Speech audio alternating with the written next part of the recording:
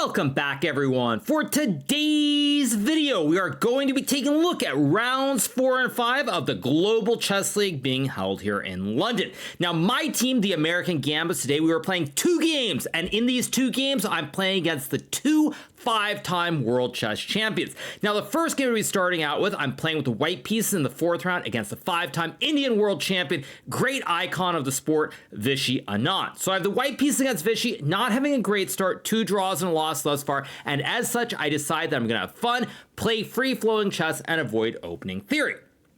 So what does that mean? That means that I start out this game with knight f3, we get d5, and now I play the move b3. Now this, of course, is a patented system that I played a lot online, either b3 on move 2, e3 on move 2, or g3, but all these systems have very easy development. I get to play a lot of moves quickly, and hopefully I can avoid time pressure.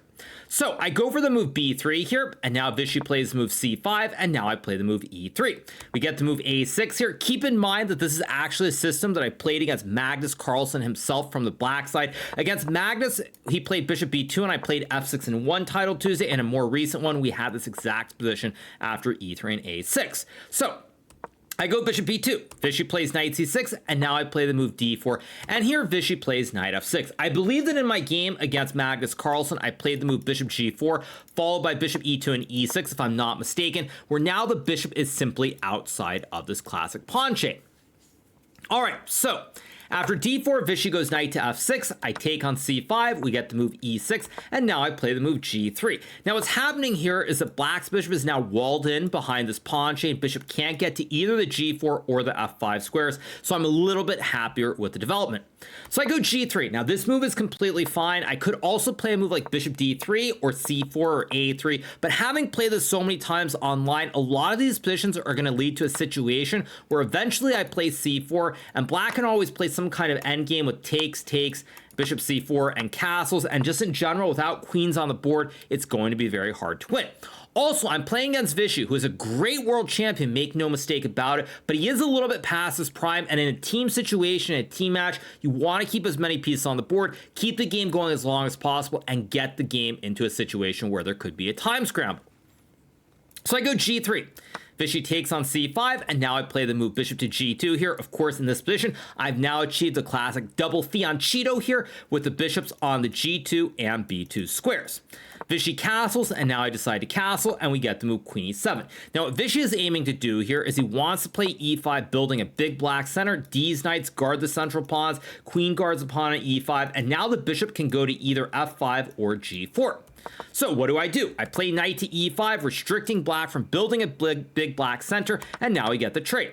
Here Vishy plays rook d8, and now I play the move knight to d2. Now what I'm hoping for is I want to play either c4 or e4 here. Not sure which pawn thrust I'm going to go for. There is merit to both, but for example, say we get some position like this, just to illustrate it. I'd love to go c4 here, and suddenly you can see the power of the 2 Bs here. This light square B is very awesome, and the wooden shield on e5 is also super active.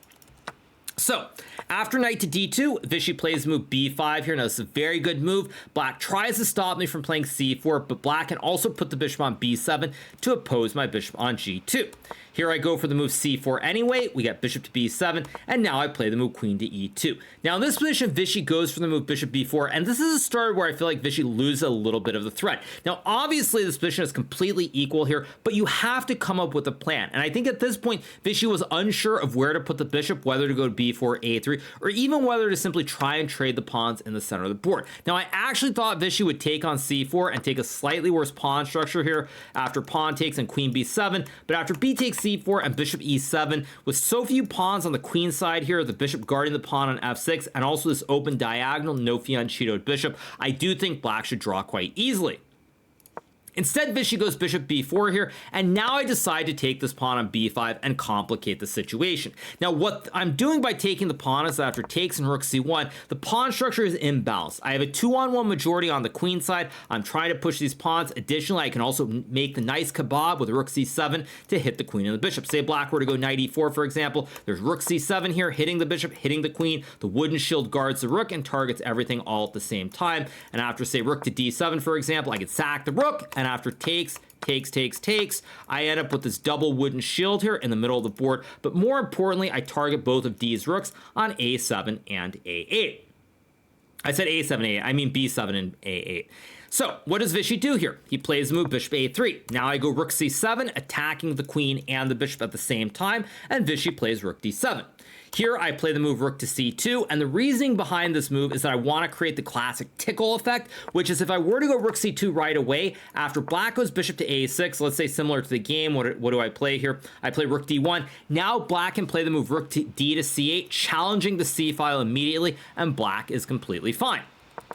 So I go for the little tickle with rook c7, rook d7, and rook c2, and now after bishop a6 and rook d1, you'll notice the rook on d7 can no longer go to the c file, c7 is covered by the bishop, and the rook is not on d8 to go to c8. So Vishy plays move b4 here. Now this is a very, very committal move. It's a move that I was surprised to see in the game because after queen to e1, you'll notice that this bishop on a3 is completely out of the game. It cannot go to either the b2 or c1 squares, so this could be a long-term issue for black to have to deal with. So Vishy goes bishop d3, I play rook to c6, and now we get to move rook to d8.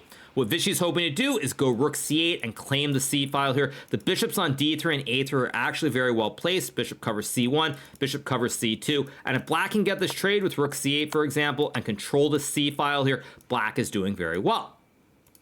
So after rook d8, I play the move knight to f3. Now this move is not the best move. My original idea was to play this move e4, trying to chip away at black's center. The biggest reason I did not play this move is simply that I thought this endgame after, say, rook c8, for example, takes,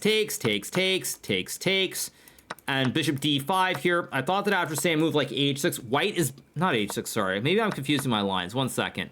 No, sorry, takes black as rook c2, or is it bishop c2? Maybe it's bishop c2, and it feels very hard to prove an advantage. In fact, black actually here is completely fine.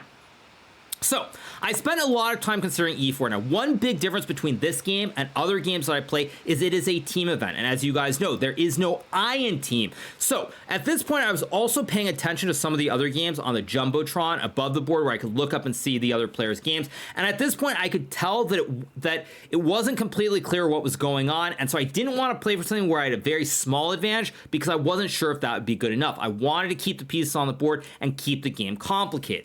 So I end up playing knight to f3, Vishy goes bishop e4, and now I play the move queen to e2, and Vishy goes rook d c8. Now this is where Vishy definitely starts to lose the thread of the game. I don't really blame him for playing rook c8, but you have to keep in mind that it's very tricky when you play without increment, because at a moment like this, time is even. We both have a little over 7 minutes, but if you spend 2 or 3 minutes here, it can be absolutely fatal because there is no increment, so if you spend too much time, you're gonna be in trouble until the game ends.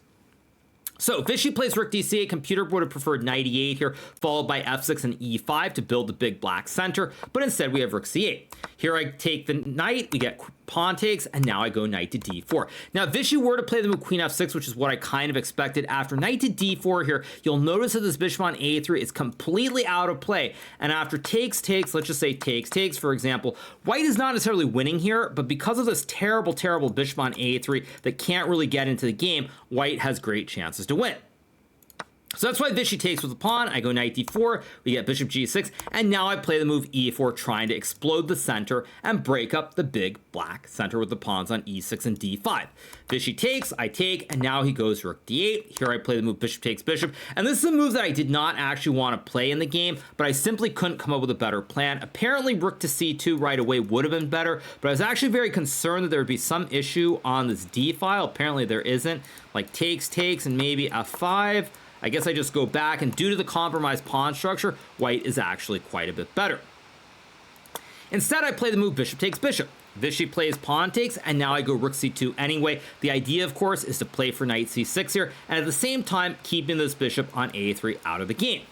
Vishy goes queen d6, I go rook d2, and here Vishy plays a brilliant practical move. Now, when you look at the time situation here, I'm up 1 minute, no increment. I'm feeling really good about my chances. I've got all kinds of fossils here, knight c6, knight f5, knight b5, and I'm thinking I'm gonna win because he's gonna have to spend a lot of time and get low on the clock. But Vishy plays move rook c8 after 1 minute thing, and this move is simply a brilliant decision from Vishy because even though the computer will say it's a mistake, it forces the game into a simpler situation where Vishy will not have to burn a lot of time.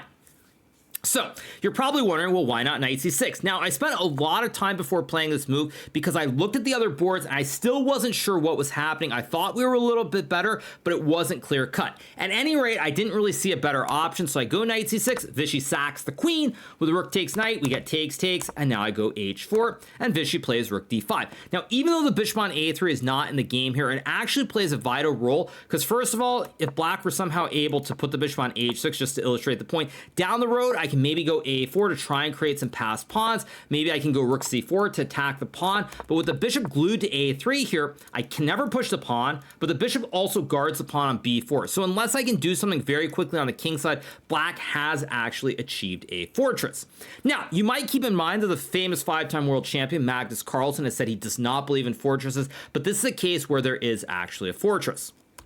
So, Vishy goes king g7, here I play rook c4. Now, the reason I played rook c4 here was to try to induce Vishy to have to come up with some moves. If I play rook c7, which is a more obvious move, black will simply start forcing me to keep moving the rook forever. And if I go back to c2, black puts the rook on d7, and I have the same issue where I can't really push the pawn to h5, and whenever I move my rook on the file, black will always offer the trade. So I go rook c4. Vishy plays rook to d2. Now, if Vishy were to play rook d4 here, for example, I think I'm in time to go h5, trying to create some play. Also, you'll notice that with the rook on c4, if black ever trades, I can take with the pawn, and now I've created a passed pawn on the c file, and my chances to win go up tremendously. So if I put the rook on c4, it's one square where black can never trade because it creates a passed pawn. And at the same time, I'm also offering Vishy the chance to play rook d2, creating the kebab, attacking the queen and the pawns.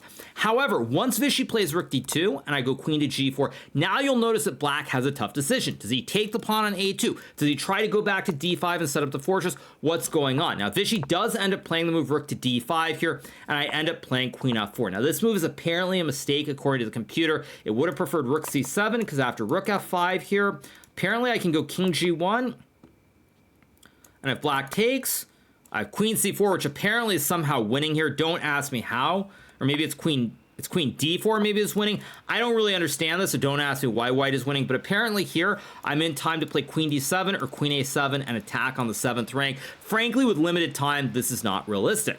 So, in this position, after rook d5, I go for queen f4 here. I'm hoping Vishy will play the move rook to f5 because then he will sack the rook and resign the game. Instead, Vishy takes on a2. Now I go for g4, trying to stop black from playing rook f5, but additionally, I have h5, g5, and rook c7 ideas all in play. So Vishy plays rook d2, I go rook c8, and now he plays the move rook d4. I think in this position, I actually would have expected Vishy to play the move e5, which I think was a little bit cleaner, because after queen e3 and rook d8, black does the same dance where he always tries to exchange the rooks, and I'm not really sure how white can be better. Instead, after rook d4, now I go queen to b8, and with the double stack on the back rank, trying to go after black's king, it's getting very dicey. Now, at this point, we both still have over 1 minute on the clock, but objectively, my move should be easier to play, since I am attacking. Vishy takes, I go king to h3, attacking the rook, and now he plays the only move f5. If Vishy were to play rook d4, for example, I can go check, check, and then queen to g8, which would be checkmate. But when Vishy plays move f5, not only does he guard the rook here, but he creates the escape square on f6 for the king after the check.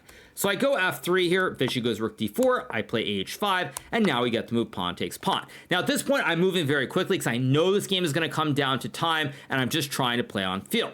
Now, after h5, Vishy probably should have played this move g5, and apparently it's a draw, but frankly, playing a move like g5, allowing me to maybe even go h6 here, is very hard to play, and Vishy simply takes instead. Now I go queen g3, we get king f6, and here I play the move rook g8, intending to play either queen g5 or queen g7, checking the king on f6.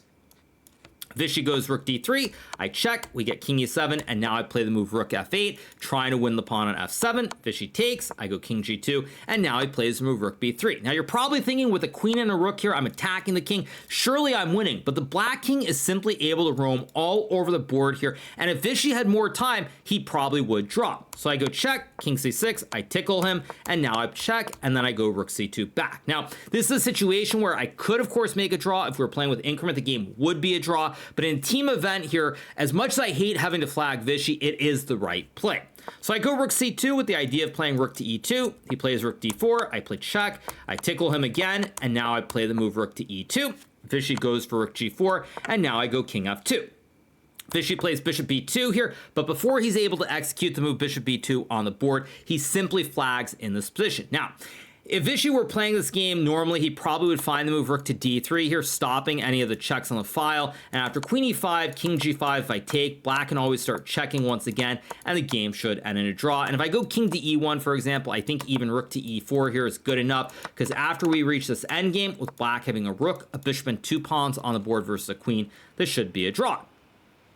So, when all is said and done, I end up flagging Vishy to get my first win of the event. I was not particularly happy with it, but as I said, it is a team event. If this were an individual event, I would say with 90% certainty at least, I would have given Vishy a draw in my older age. If I were younger, maybe I would have been happy with a flag, but as I get older, I don't really like winning games this way, so it's a little bit unsatisfying, I guess you could say, to win like this, but as I mentioned, team event, you gotta do what you gotta do. All right, so I get the win in the first game of the day, but today is the one day when I am playing 2 matches. So let's go to the second game and the final game of the day. This is the 5th round of the Global Chess League, and here I am playing with the black pieces against the 5-time world champion Magnus Carlsen. Now, of course, this is El Clasico once again. Magnus and I have not actually played that much in recent times outside of Title Tuesdays, so it's a rare chance to see us play against each other over the board in a serious nature. All right, so Magnus opens with the move e4, and I decide to play the move c5. Now, one thing that I've discussed a lot with my team and just in general with this format is if you win a game with the black pieces, you get 4 points for a win. If you win with white, you get 3. And I think in general, it's better to play a little bit more on the edge, because if you win 1 game with black in the 6-game team match, the opposing team will have to win 2 games with white to offset that 1 game. As such, I play the Sicilian, we get knight f3, and now I play the move g6. Magnus goes d4, I take, and I play the move bishop g7. Now here Magnus has a decision. Does he want to play c4 and go into the Maroczy bind, or does he want to go back into the more traditional lines of the classic Sicilian dragon? Obviously, for those of you guys who, or not obviously I should say, for those of you guys who are unaware, the reason that the system is called the Sicilian dragon is because when you look at this pawn formation represents the constellation of Draco Malfoy, which of course is about the dragon. So, this pawn structure is basically the Draco constellation, and that is why this opening is called the Sicilian Dragon. So I put the bishop on g7 here, and now Magnus decides to go for c4. This is the classic Maroczy bind structure, where white tries to stop black from pushing d5. I go knight c6, Magnus plays bishop e3, and here I play the move queen b6, attacking the horse on d4 with the knight, the bishop, and the queen, and trying to attack on this long diagonal as well. Magnus goes knight b5 here, and now I play queen a5. In the recent Chess Olympiad, in the final round match between the United States of America and China, there was a big match between Ding Laurent and Fabiano Caruana, and that game actually ended in a draw after knight b3, queen d8, knight d4, and queen b6 with a repetition. Magnus, of course, in no mood to make a draw. He is, of course, a 5-time world champion, trying to always play for the win, unlike a certain current world champion, and he goes for the move knight b5. I play queen a5 check, and now Magnus retreats the knight from b5 to c3. Now, what you will notice here is that the reason I played queen b6 is to stop white's harmony. Normally, the setup for white is to get the knights, these knights, on c3 and d4 here, followed by bishop e2 and castles. But when we look at this position after checking knight c3, you'll notice the knight is not on d4. So white now is going to have to put the knights on d2 and c3 versus having these knights on d4 and c3, and it's a little bit less effective. So I go queen b4. Magnus plays queen to c1 to guard the pawn on b2, and now I play the move d6. Magnus plays knight d2, breaking the pin and trying to finish his development on the queen side. Here I go bishop e6, Magnus plays bishop e2, and now I play this very enterprising move bishop d4. Now when I play bishop d4, what I'm trying to do is trade off the b's and get this horsey horse on d4 and create havoc for white in the center of the board. Now the havoc that I'm referring to is after takes in this position. If white were to say castles, there's a move queen takes c3, sacking the queen, and after takes, we get the classic fork, and king h1, knight c3 would be winning. But even besides that, for example, say white were to go, I don't know, bishop f1, now after rook c8, there's all kinds of pressure on the pawn, the bishop on f1 is underdeveloped, and black should be better. So Magnus goes bishop d3 here. Now I play rook c8, castles, and knight to f6. Now at this point, I'm lagging behind in development by 1 tempo. I still need to castle the king, but I have a great horse in the center of the board, a lot of pressure on c4, and it's hard to say that I'm any worse. So Magnus goes rook e1. And here I decide to go for knight to g4, trying to use these knights and create all kinds of memes in the center of the board. Now this is actually a mistake here, according to the computer. Probably here I should have simply castled the king. And the reason I should have done this is that in the long run, what I want to be able to do here is I want to be able to swing my queen over to the king side to attack towards this pawn on the h2 square. But I'm in the meme mood. I feel like using D's knights. I go knight g4, and I figure if I get D's knights in the center of the board, there are going to be some forks here. All kinds of good stuff is happening. But in reality, this is a mistake. Magnus plays h3. I go knight e5, and now he plays bishop f1. Now, you'll notice here that I'm at 4.5 minutes on the clock in a situation with no increment. This is where I really should try to capitalize. Now, unfortunately, here I spent a lot of time before playing my move, and I think this is simply a mistake, which is that I end up castling after a long think. Now, the reason that I took so long is I thought maybe Magnus had blundered this pawn on c4, but after takes in this position, white can play knight to d5. If I take, I get checkmated. It's spaghetti-o time. And when I go queen to c5 here, I'm still guarding the b, but after b4, queen to c6 here, white can now play the move queen to d2, attacking the horse, and then the rook potentially. And if I play a move like e5, after bishop takes c4, queen takes c4, and queen g5, there are all kinds of issues on the dark squares around the king, and I am getting cooked. So I spent 3 minutes before castling. This move that I probably should have played in 20 seconds, but alas, it's easy in hindsight to see what you could have done differently. Now here Magnus plays the move a3, and I was really hoping that Magnus might actually blunder with the move knight d5, because if white goes knight d5, I can take, and then I can sack the queen with queen takes horse, and after takes, in this position, I can now go knight to f3, creating the classic family fork, where I fork the king, the rook, and the queen at the same time. Now this is what I'm hoping for. But unfortunately, Magnus does spot the tactic, and instead he goes a3. I go queen b6, and now he plays move knight d5. Here I take, and I play the move e6, trying to open up the center of the board. Now, at this point in the game, I'm trying to move fast, but I actually missed something when I play this move.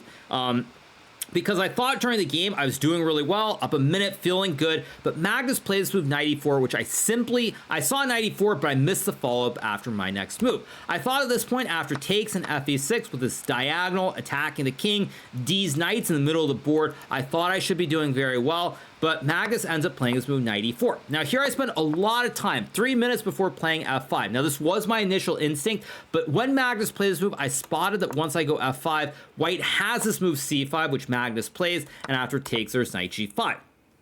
In retrospect, another situation where I probably should have played this right away, but it's very, very tough, and you don't want to make a blunder. So after knight g5, I go queen d6, guarding the knight, and now Magnus plays this great move, queen to e3, and here I have to play knight f7. Initially, I wanted to go for knight c2, forking the queen and the two rooks at the same time here, but it's not quite working, because after takes, white sacks the rook on a1, and after knight takes e6, let's just say rook to f7, for example, knight g5. If I go rook d7, I think there's bishop b5 here, rook d6, and after rook e7, it's getting very, very dicey here. There's knight f7, white starting push p, and unless I know for sure that I'm fine, it's impossible to go for this in a blitz game with no increment. Now, if I have 30 minutes on the clock, I probably can think and work through all these lines and conclude it's playable, but at the end of the day, you have to make certain decisions, because if you get too low on time, you will lose. So I play knight f7 instead. Magnus takes. I go rook to e8. Worth pointing out that if I were to play knight c2, again going for the fork of the queen and the rooks, white has queen c3, attacking the knight, but very devilishly, if I take either of the rooks here, white has queen g7, checkmating my king on the g8 square. So I play rook e8, we got bishop c4 here, and now I play the move knight d8. Now after the game, Magnus and I spoke a little bit, and his initial intention here was to play this move queen to c3, and the move that he overlooked was after queen takes d5, he thought he had knight c7 here, forking the rook and the queen. If I take the knight, he takes the rook and wins. But here I can play rook takes rook, sacking the queen, and after knight takes queen, I have knight to e2, forking the king and the queen. White cannot capture due to the pin of the rook towards the king, and after king h2, knight c3, rook e1, knight d5, I have an extra piece on the board, and I win the game. So Magnus goes bishop c4. As always, knight c2 never removed because of queen c3 with the mate threat, so I play the move knight to d8. Now when I play knight d8, what I'm trying to do here is trade off the knight on e6 here and argue that my bastion on d4 is good enough. We get rook d1, takes, rook e7, and now Magnus goes b4, and I play the move b6. Now, one good thing here is that even though I'm down a minute on the clock, with this outposted horse on d4, my defensive task should be a lot easier. We get the trade, Magnus goes h4, and now I play this move f4, we get queen e4, and here I go king g7. Magnus plays rook to b1, trying to use the open b file to trade off the rooks. He also has h5 or queen e5 in play as well, and white should be better due to this pass pawn on e6. Here I go knight to f5, Magnus plays rook d1. Important move, by the way, because if Magnus were to play, I don't know, let's just say h5, for example, now I can play queen to d4, attacking the queen and the bishop, and if I can ever trade off the queens on d4, even this version of it, I'm actually better here because now my king comes towards f6, and the pawn on e6 will always be a weakness in the endgame. So Magnus goes rook d1, I go back to d4, and now he plays h5, and here I go for the move king f6. Now the reasoning behind me playing king f6 is what I want to do is with the rook on d1 versus e1, say white goes a4, now I can play queen e5, again offering the trade of the queens, and after takes, now the pawn on e6 is a serious weakness, and if white moves the queen to say d3, now I can take the pawn on h5, I have an extra pawn on the king side, and my chances to win are very high.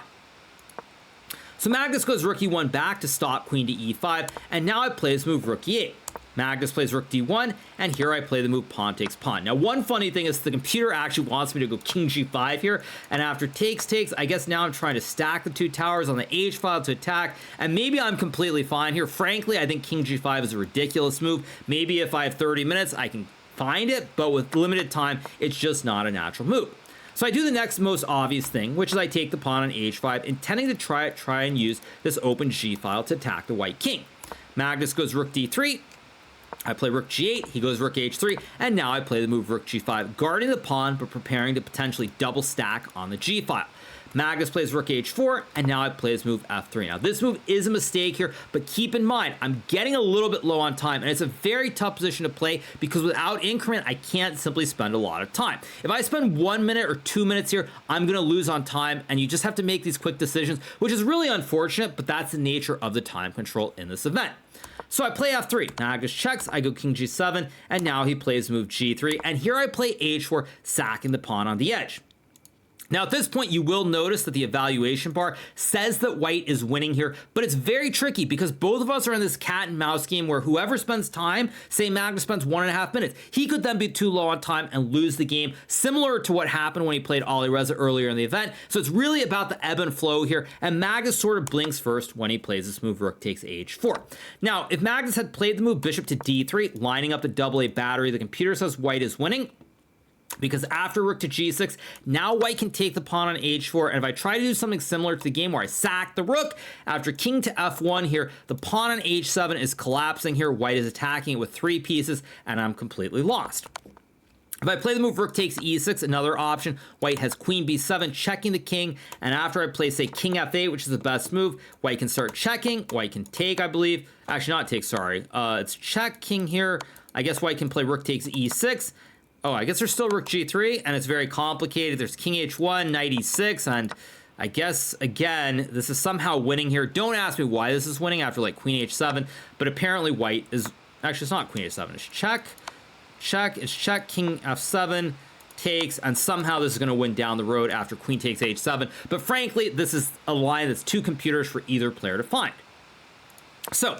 Magnus plays rook takes h4. Now I sack the rook with rook takes pawn, and Magnus has to move the king. If Magnus were to take the rook here, it leads to a checkmate after check, king h1, and queen g2. Same thing on f1, doesn't matter. The pawn and the queen combine to checkmate the white king, and this, of course, is the classic lolly checkmate.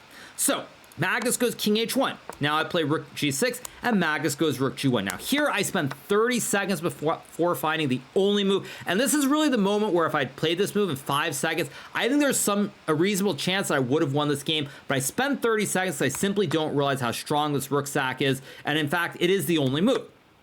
Now, if I were to play a move like knight takes e6, then white sacks the rook with rook takes pawn, and after takes, king h8, there's queen g8 checkmate, and I lose the game. And if I play a move like rook takes g1, for example, after takes, let's just say king f8 here, white has rook f4, king to g7, and now after bishop d3, I'm getting mated on the king side here as my king is too weak. So, luckily after spending 30 seconds, I keep my wits about me and I sack the rook with rook takes pawn, and now Magnus has to trade the rooks on g6. You're probably thinking, well, why doesn't white take the rook? Well, if Magnus takes, now I can trade the rooks on g1 and go knight e2, checking the king, pawn guards the horse, queen covers h2, and now if white doesn't sack the queen, if you go to f1, there's queen d1 mate, if you go to h1, I check, And again, queen g2 is simply checkmate. Last but not least, if white were to sack the queen, I take, and after rook e4 and queen d1, now I'm getting a second queen on the board, and I simply win the game.